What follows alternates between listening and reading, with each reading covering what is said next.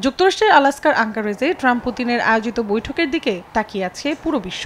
Ukraine যুদ্ধের ৩ বছরেরও বেশি সময় পর যুদ্ধবিরতির সম্ভাবনা ঘিরে এই বৈঠক নিয়ে চলছে তীব্র কূটনৈতিক তৎপরতা। তবে স্থানটি নিয়ে দুই দেশের ইতিহাসে জড়িয়ে আছে এক অনন্য অধ্যায়। যুক্তরাষ্ট্রের জয়েন্ট বেস এলমন্ডর্ফ রিচার্ডসন আলাস্কার সবচেয়ে বড় সামরিক ঘাঁটি। ৬৪,০০০ একরের এই ঘাঁটি দেশটির আর্কটিক সামরিক মহড়া ও প্রস্তুতির প্রধান কেন্দ্র। ২০১৯ সালের সফরে ট্রাম্প একে বলেছিলেন আমেরিকার শেষ সীমান্তে প্রথম প্রতিরক্ষা লাইন, অথচ ১৫০ বছর আগেও এই ভূমি ছিল রাশিয়ার দখলে।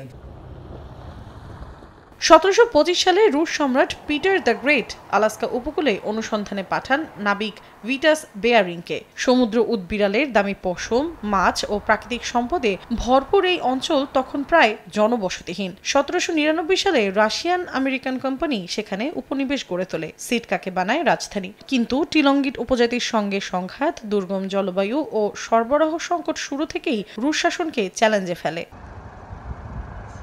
ক্রিমিয়া যুদ্ধে রাশিয়ার পরাজয়, ঋণ সংকট ও কানাডার ব্রিটিশ উপনিবেশের কাছে সব মিলিয়ে আলাস্কা হয়ে ওঠে কৌশলগত ঝুঁকি। ১৮৬৭ সালে জারের নির্দেশে $৭২ কোটি জমি বিক্রি হয় যুক্তরাষ্ট্রের কাছে, যা তখন সিওয়ার্ডস ফোনি নামে বিদ্রূপিত হলেও পরবর্তী সময়ে কৌশলগত সোনা হয়ে ওঠে। ১৮৯৬ সালের ক্লনডাইকের স্বর্ণের খোঁজ বদলে দেয় আলাস্কার অর্থনীতি। পরে স্যামন ও হ্যালিবট মাছের বাণিজ্য, দ্বিতীয় বিশ্বযুদ্ধে সামরিক ঘাঁটি আর ১৯৬৮ সালে প্রধুবেতে তেলের খনি আবিষ্কার, সব মিলিয়ে আলাস্কা হয় যুক্তরাষ্ট্রের এক ধনী অঙ্গরাজ্য।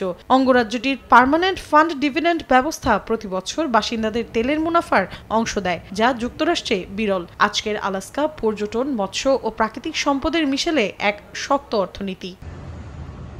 মৌসুমী সাথী, সময় সংবাদ।